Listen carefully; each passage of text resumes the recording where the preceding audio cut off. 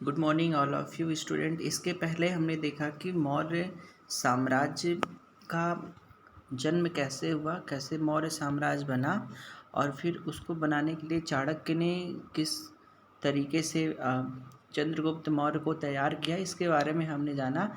और फिर उनके जन्म के बारे में क्या श्रुतियाँ हैं उसको आपने देखा कि कौन कौन से मत हैं।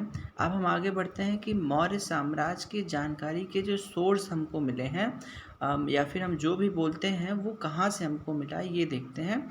तो देखिए, मौर्य साम्राज्य की जानकारी के लिए हमारे पास साहित्यिक और पुरातात्विक दोनों प्रकार के स्रोत उपलब्ध हैं। साहित्यिक स्रोतों में कौटिल्य का अर्थशास्त्र, देखिए ये कौटिल्य का अर्थशास्त्र जो मैंने बात करी थी चाणक्य की, चाणक्य के 3 नाम थे, कौटिल्य, चाणक्य और एक तीसरा नाम था विष्णुगुप्त। ये 3 नाम उन्हीं के हैं। इसके बाद अगली पुस्तक है आपकी विशाख दत्त की पुस्तक मुद्रा राक्षस, मेगास्थनीज की इंडिका। मेगास्थनीज ये कौन थे? मेगास्थनीज आपके भारत में ये विदेशी थे जो इंडिका नामक पुस्तक लिखा हुआ था। और फिर बहुत सारे इसके बाद बौद्ध साहित्य हुए जिसमें दीपवंश और दिव्यावदान ये 2 पुस्तकें हैं। तथा इसके बाद कुछ जैन साहित्य और पुराण आदि ऐसे महत्वपूर्ण साक्ष्य हैं जिनके आधार पे हम बताते हैं कि मौर्य साम्राज्य ऐसा था। तो इसके बाद वही पुरातात्विक स्रोतों में अशोक के अभिलेख, देखिए अशोक के अभिलेख जो हैं ये बहुत ही फेमस रहे हैं। जैसे कि हम बात करें अभी सारनाथ में, तो सारनाथ में अशोक के अभिलेख से लिया गया ही आपके भारत का क्या है, चिन्ह है, जिसमें 4 शेर बने हुए हैं। उसके बाद जो आपके झंडे में एरो बना हुआ है, व्हील चक्र जो भी बना है, वो सब भी अशोक अभिलेख से ही लिया गया है। तो और भी विभिन्न वस्तुओं के अवशेष जैसे बर्तन, सिक्के आदि महत्वपूर्ण हैं किसके, मौर्य साम्राज्य की जानकारी के। तो ये हो गया आपका। तो अब देखना है कि इसमें जो स्रोत हैं उसको किस किस तरीके से बताया गया, थोड़ा सा हम देख लेते हैं। देखिए, साहित्यिक स्रोत की पहले हम बात करते हैं, लिटरेसी सोर्सेस। तो सबसे पहले हम बात करें अर्थशास्त्र की, तो अर्थशास्त्र पुस्तक कौटिल्य ने लिखा था। कौटिल्य द्वारा रचित यह पुस्तक मौर्यकालीन राजनीति और शासन के बारे में सूचना देती है। मतलब कौटिल्य के द्वारा रचित जो अर्थशास्त्र, देखिए नाम से ये अर्थशास्त्र ऐसा लगेगा कि ये जैसे इकोनॉमिक्स की कोई बुक हो, लेकिन ऐसा कुछ नहीं है। यह पुस्तक मौर्यकालीन राजनीति, मतलब कि राजनीति करने का ढंग कैसा था और इनका शासन व्यवस्था कैसी थी, ये सारी सूचना जो है हमको इसी पुस्तक से मिलती है। और कौटिल्य जो कि चाणक्य, मैंने थोड़ी देर पहले बताया कि कौटिल्य ही चाणक्य थे और चाणक्य ही क्या थे, विष्णुगुप्त थे, ये तीनों नाम उनके थे। इसके बाद चंद्रगुप्त मौर्य वंश का संस्थापक का प्रधानमंत्री था। कौन था? कौटिल्य, क्योंकि इन्होंने ही चंद्रगुप्त मौर्य को तैयार किया था एक राजा बनने के लिए। चलिए आगे बढ़ते हैं। अब हम बात कर ले मुद्रा राक्षस की। तो मुद्रा राक्षस ये कोई ऐसा राक्षस नहीं है, ये पुस्तक का नाम है। चंद्रगुप्त मौर्य के शत्रुओं के विरुद्ध चाणक्य ने जो चालें चली उनकी विस्तृत कथा मुद्रा राक्षस नामक नाटक में है, जिसकी रचना विशाख दत्त ने की थी। किसने की हुई थी? विशाख दत्त ने की थी। साथ ही यह पुस्तक चंद्रगुप्त के समय की सामाजिक आर्थिक दशा पर भी प्रकाश डालती है। ठीक है, तो मतलब इस पुस्तक में क्या क्या है कि शासक बनाने के लिए चंद्रगुप्त मौर्य को चाणक्य ने जिस जिस प्रकार के नाटक रचे, जिस प्रकार से चालें चली, उन सभी बातों का विवरण इसमें दिया गया है। तथा साथ साथ सामाजिक और आर्थिक दशा कैसी थी यह भी इस पुस्तक में बताया गया। इसके पहले की पुस्तक में अर्थशास्त्र की बात करें तो उसमें केवल राजनीति और शासन करने की व्यवस्था के बारे में बताया गया, लेकिन मुद्रा राक्षस की बात करें तो सामाजिक और आर्थिक दशा कैसी थी उस समय चंद्रगुप्त मौर्य की और उनके शासनकाल की। ठीक है, ये आपको देखना है। चलिए अभी हम थोड़ा सा आगे बढ़ते हैं। अब देखिए, इंडिका मेगास्थनीज की पुस्तक है। तो ये इंडिका जो है, मेगास्थनीज की इंडिका में हमें मौर्यों के विस्तृत प्रशासन तंत्र की सूचना मिलती है। विस्तृत प्रशासन तंत्र की सूचना मतलब जो मेगास्थनीज था ये आपका विदेशी था, तो ये भारत में आया तो इन लोगों को यही देखना होता है कि किसका शासन कहाँ तक है, किस तरीके से कर रहे हैं। तो उन्होंने इनके विस्तृत प्रशासन तंत्र की सूचना, और विस्तृत प्रशासन तंत्र में ये भी आता है कि किस तरीके से चीज़ें बटी होती हैं। जैसे कि अभी की बात करें हम, केंद्र की बात करें राज्य के बाद बटा होता है आपका जिलों में, जिलों के बाद आपका बटा होता है गांव में। फिर इस तरीके से ऐसे वो भी क्या था, प्रशासन का एक विस्तृत तंत्र उस समय भी था और बहुत बड़ा इलाका था। उन सभी चीज़ों की जानकारी मौर्य काल के प्रशासन, समाज और अर्थव्यवस्था की समस्त जानकारी को इंडिका में मेगास्थनीज ने दर्शाया हुआ है। अब इसके बाद अगर हम बात करें तो बौद्ध साहित्य, अभी बौद्ध साहित्य जो हैं वो कौन कौन से हैं। दीपवंश अशोक के बौद्ध धर्म को श्रीलंका तक फैलाने की भूमिका के बारे में बताते हैं। ये दीपवंश क्या है? दीपवंश पुस्तक है अशोक के बौद्ध धर्म को श्रीलंका तक फैलाने की भूमिका के बारे में बताते हैं। अन्य बौद्ध साहित्य महावंश और दिव्यावदान, ये क्या है, पुस्तक के नाम है। तथा जैन साहित्य में देखिए कल्प सूत्र, भद्रबाहु ने लिखा हुआ था, ये पुस्तक है कल्प सूत्र और परिशिष्ट पर्वन में भी मौर्य साम्राज्य के विस्तार पर प्रकाश पड़ता है। इसके बाद एक और स्रोत बनता है साहित्यिक से, पुराण मौर्य राजाओं और घटनाओं के बारे में बताते हैं, क्योंकि कुछ पुराणों की रचना उस समय हुई थी या उसके थोड़े से बाद में हुई थी, तो उसके बारे में भी जानकारी मिलती है कि उनके राजाओं ने किस किस तरीके से कार्य किए। अब हम बात कर लेते हैं पुरातात्विक सोर्स की।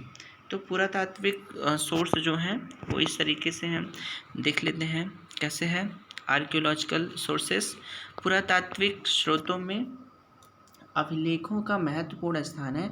इसमें अशोक के अभिलेख, इसमें पूर्व चंद्रगुप्त मौर्य के अभिलेख, रुद्रदामन के जूनागढ़ अभिलेख महत्वपूर्ण है, जिसमें मौर्यकालीन राजनीतिक, प्रशासनिक, धार्मिक, सामाजिक आदि दशाओं का वर्णन मिलता है।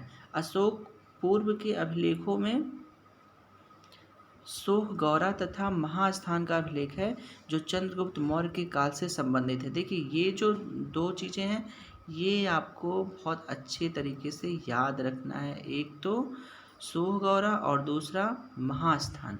ये जो अभिलेख हैं ये चंद्रगुप्त मौर्य के काल से संबंधित है और ये कब के हैं, अशोक पूर्व के अभिलेख, मतलब अशोक के बनाए गए अभिलेखों के पहले की ये सारे अभिलेख हैं। इससे पता चलता है कि मौर्य काल में दुर्भिक्ष पड़ा हुआ था। अब देखिए बहुत सारे स्टूडेंट ऐसे होंगे उनको ये नहीं पता होगा कि दुर्भिक्ष क्या होता है। दुर्भिक्ष की अगर हम बात करें तो दुर्भिक्ष एक ऐसी स्थिति होती है कि जब देश में ऐसी सिचुएशन आ जाए या फिर समाज में ऐसा सिचुएशन हो जाए कि लोग एक दूसरे को भिक्षा देने से भी मतलब बचें, या फिर आप मान लीजिए कि उनके पास देने के लिए भिक्षा ही नहीं बची, या फिर और भी कोई कारण हो सकता था। जैसे कि आज की अगर हम बात करें कि जो जिस तरीके से इस वैश्विक महामारी में कोविड-19 फैला है, बहुत सारे लोग ना तो भिक्षा लेने के लिए निकल सकते हैं और ना ही सब लोग उस तरीके से दे सकते हैं जैसा कि पहले देते थे। तो दुर्भिक्ष का कुछ इस तरीके से मतलब होता है कि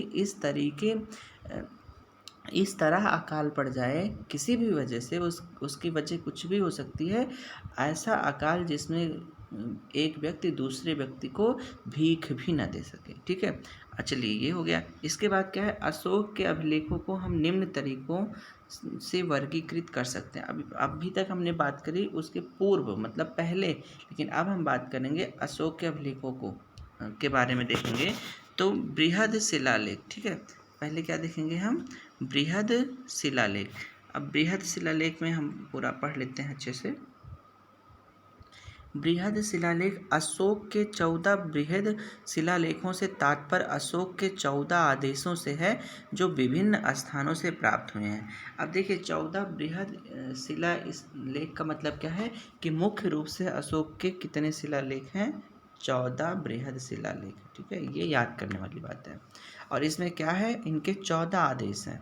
ठीक, क्या है, 14 आदेश हैं जो विभिन्न स्थानों से प्राप्त हुए हैं।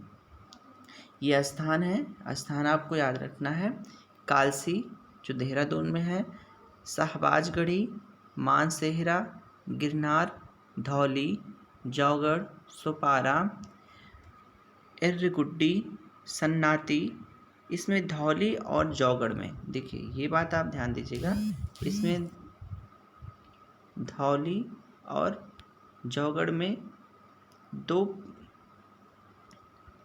पृथक शिलालेख भी खुदे हैं। लघु शिलालेख गुर्जरा, मास्की, भाब्रू आदि स्थानों से प्राप्त हुए हैं। अशोक के स्तंभ लेखों की संख्या कितनी है? 7 है, जो दिल्ली टोपरा, दिल्ली मेरठ आदि जगहों से प्राप्त हुए हैं। राजकीय घोषणाओं के रूप में कुछ लघु स्तंभ लेख सांची, कौशाम्बी, सारनाथ, रोमिनदेई में भी मिले हैं। बराबर की पहाड़ी में अशोक के गुहा लेख भी मिले हैं। अशोक के परवर्ती अभिलेखों में रुद्रदामन के जूनागढ़ अभिलेख से मौर्यकालीन सिंचाई व्यवस्था पर प्रकाश पड़ता है। पहली बार इसी अभिलेख में चंद्रगुप्त के लिए मौर्य शब्द का प्रयोग हुआ है। इसके आगे मौर्यकालीन स्थलों की खुदाइयों से अनेक ऐसी वस्तुएं मिली हैं जो इस काल की झांकी प्रस्तुत करती हैं। कुम्हारार आधुनिक पटना से प्राप्त भवनों में लकड़ी एवं पकी ईंटों के प्रयोग का पता चलता है। दीदारगंज एवं बेसन नगर से प्राप्त मूर्तियां मौर्य काल की लोक कला की सूचना देती हैं। तो आपने इस तरीके से देखा कि किस तरीके से ये जो आपका मौर्य साम्राज्य है उसकी जानकारी हमको मिलती है। तो ये आपका पूरा एक टॉपिक कंप्लीट हो गया कि कौन कौन से ऐसे सोर्सेस हैं, साहित्यिक स्रोत हैं जो मौर्य काल के बारे में बताते हैं। आप इसका स्क्रीनशॉट ले सकते हैं। मैं 2-2 सेकंड का टाइम आपको देता हूँ। पहले आप साहित्यिक स्रोत का ले लीजिए, हो गया होगा। अब आप पुरातात्विक स्रोत का ले लीजिए। चलिए, हो गया होगा।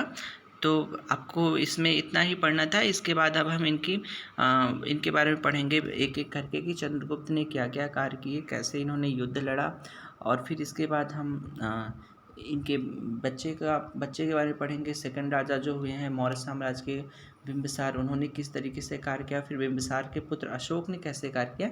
इन 3 राजाओं के बारे में आपको प्रमुख रूप से पढ़ना है। इसके बाद और भी बहुत सारे राजा हुए हैं, वो इतने ज़्यादा प्रभावशाली भी नहीं हुए हैं और उनके बारे में आपके सिलेबस में रखा भी नहीं गया है। तो इस तरीके से ये 3 टॉपिक और इसके पढ़ने हैं, उसके बाद ये कंप्लीट होता है।